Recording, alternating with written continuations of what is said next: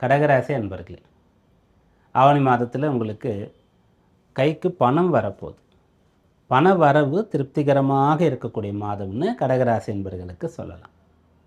2ஆம் இடம் தனஸ்தானம், அந்த இடத்துக்கு தான் சூரியன் அதிபதி, அங்கேயே அவர் வரார். அப்படி வர்றதுனால உங்களுக்கு பண வரவு திருப்திகரமாக இருக்கும்னு சொல்லலாம். அப்போ சூரியன் 2ல் வந்தால் பணம் வருமா அப்படின்னு பொதுவாக நம்ம எடுத்துக்க முடியாது. எல்லாருக்குமான ஒரு பொது பலனாக கிடையாது அது. கடகராசியில் இருக்கக்கூடியவங்களுக்கு சொல்கிறோம் ஸ்பெசிஃபிக்காக. இப்போ கன்னி ராசின்னு வச்சுக்கலாம். 2ஆம் இடத்துக்கு சூரியன் வரார் அப்படின்னு சொன்னால் அவர் நீச்சம் அடைஞ்சிடுறாருன்னு அர்த்தம். அப்போ கவனமாக இருங்க பண விஷயத்தில்ன்னு சொல்லுவோம்.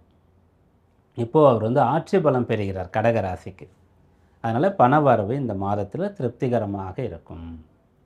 2வது ராசியில் குரு இருக்கார்.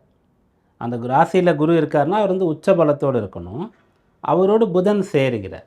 குரு புதனுடைய சேர்க்கை ஏற்பட்டது அப்படின்னு சொன்னால் அவங்க பெரிய அளவிற்கு பாண்டித்யம் மிகுந்தவர்களாக இருப்பாங்க. புலமை மிகுந்தவர்களாக, அறிவு மிகுந்தவர்களாக இருப்பாங்க. யுக்தி, புத்தி, சமயோசித்தம், சாமர்த்தியம், ஒரு செயலில் நுணுக்கம், நளினம்லாம் சொல்கிறோம் இல்லையா, அப்படிப்பட்ட விஷயங்கள்லாம் இந்த புதன் குரு கொடுப்பாங்க. அவங்க 2 பேரும் சேர்ந்து ராசியில் சஞ்சரிக்கிறாங்கன்னு சொன்னால் நீங்கள் எங்கே இருந்தாலும் அங்கே ஸ்மார்ட்டாக இருப்பீங்க. தனியாக தெரியும்படியாக நீங்கள் உங்களை வெளிப்படுத்தி கொள்ள முடியும். உங்களுடைய படிப்பு, வேலை, நீங்கள் பிஸ்னஸ் பண்ணுற விதம், பேசுகிற விதம், உங்கள் ஆக்டிவிட்டி, நடந்து கொள்ளக்கூடிய நடத்தை, அதெல்லாம் ரொம்ப சிறப்பாக இருக்கும். மற்றவங்க உங்களிடத்தில் கற்றுக்கொள்ளும்படியாக இருக்கும். ஒரு ஜாதகத்தில் குருவோ புதனோ கெட்டுட்டாங்கன்னு சொன்னால் மற்றவர்கள் அவங்களுக்கு அறிவுரை சொல்லுவாங்க. இப்படி இருக்கணும், இப்படி செய்யணும், அப்படி இருக்கக்கூடாது, இப்படி செய்யக்கூடாதுன்னு சொல்லி. குரு புதன் வலுத்துட்டாங்கன்னு சொன்னால் இவங்க போய் மற்றவங்களுக்கு அறிவுரை சொல்லணும்னு அவசியம் இல்லை. இவங்களை பார்க்கும்போதே அவங்க கற்றுக்கலாம். இப்படி தான் இருக்கணும், இப்படி இருந்தால் தான் நமக்கு நல்ல பேர் கிடைக்கும், நம்ம பிஸ்னஸில் சாதிக்க முடியும், சம்பாதிக்க முடியும், பேர் எடுக்க முடியும் அப்படின்ற மாதிரி இருக்கும்.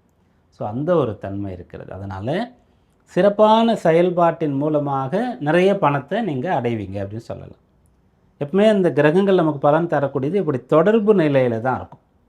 ஒருத்தருக்கு 2ஆம் இடம் மட்டும் வலுத்துட்டு அவருக்கான கல்வியோ அந்த 10ஆம் இடம் ஜீவனஸ்தானமோ வலுக்காமல் இருக்குன்னு சொன்னால் அந்த பணம் அவர்கிட்ட இருந்தாலும் கூட பெருமை இல்லைன்ற மாதிரி இருக்கும். யாருடைய பணமும் அவர்கிட்ட இருக்கும், குடும்பத்தினுடைய பாரம்பரிய சொத்து இருக்கும், அப்பா சம்பாதிச்சு கொடுத்து இருக்கும், இவருக்கு ஒன்றும் இருக்காது அப்படின்ற மாதிரி இருக்கும். ஆனால் உங்களுக்கு இப்போது ராசியும் பலமாகுது, 2ஆம் இடமும் பலமாகுது. அதனால் இப்போது சுயமாக நீங்கள் பணம் பண்ணுவீங்க. குடும்பத்தில் ஒற்றுமை, சந்தோஷம் இருக்கும். மன வயதில் இருக்கக்கூடியவர்களுக்கு திருமணம் கைகூடக்கூடிய ஒரு யோகம்னு சொல்லலாம். ஏன்னா 7ஆம் இடத்தை குரு பார்த்துட்டு இருக்கார் இல்லையா, அதை தாண்டி 2ஆம் இடம் வலுக்குது. இப்போ உங்களுக்குன்னு ஒரு குடும்பம் வரணும் அப்படின்னு சொல்லலாம். செவ்வாய் உங்கள் ராசிக்கு மிக முக்கியமான யோகாதிபதி. அவர் இந்த மாதம் முழுக்கவே 12ஆம் இடத்துல இருக்க போகிறார். அது ஒரு விதத்தில் உங்களுக்கு எப்படி பலன் கொடுக்குன்னு சொன்னால், நிறைய ட்ராவல் பண்ணி வெளியூர்லாம் போயிட்டு, வெளிநாடு போயிட்டு சம்பாதிக்கிற மாதிரி இருக்கும். அல்லது உள்ளூர்லேயே வீட்டிலே இருக்கிற மாதிரி இருக்கீங்கன்னு சொன்னால் நைட்டில் வேலை அதிகமாக இருக்கும். படிக்கிறது, உங்களுடைய பிஸ்னஸ் சம்மந்தமாக, வேலை சம்மந்தமான அந்த ஃபைல்லாம் வீட்டுக்கே கொண்டு அதை பார்க்குறது, செய்கிறது.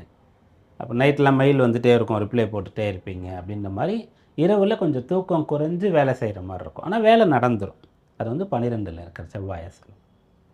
இதெல்லாம் சாதகமான பலன்களாக இருக்கும். கவனமாக இருக்க வேண்டியது என்ன அப்படின்னா, இந்த மாதத்தில் மற்றவர்களை அதிகமாக எதிர்பார்க்குறதோ, மற்றவங்கள நம்பி தான் ஒன்று செய்கிறீங்க அப்படின்னு சொல்கிறதோ, அப்படி ஏமாற்றம் வரும்போது அவங்களோட பகையை ஏற்படுத்திக்கிறதோ, இதை மட்டும் தவிர்த்தா போதுமானது. இந்த மாதத்தில் உங்களுக்கான வழிபாடு என்ன அப்படின்னு கேட்டால், இந்த ஆவணி மாதத்தில் நிறைய விசேஷங்கள், பண்டிகை நாட்கள் சொன்னோம் இல்லையா, அதில் ஜென்மாஷ்டமின்னு சொல்கிறோம், கோகுலாஷ்டமி. இந்த நாளில் நீங்கள் விரதம் இருக்கிறீங்க அப்படின்னு சொன்னால், குழந்தைகளுக்கு உங்களுக்கு என்ன முடியுமோ அதெல்லாம் செய்கிறீங்கன்னு சொன்னால் ஆவணி மாதம் அற்புதமாக இருக்கும்.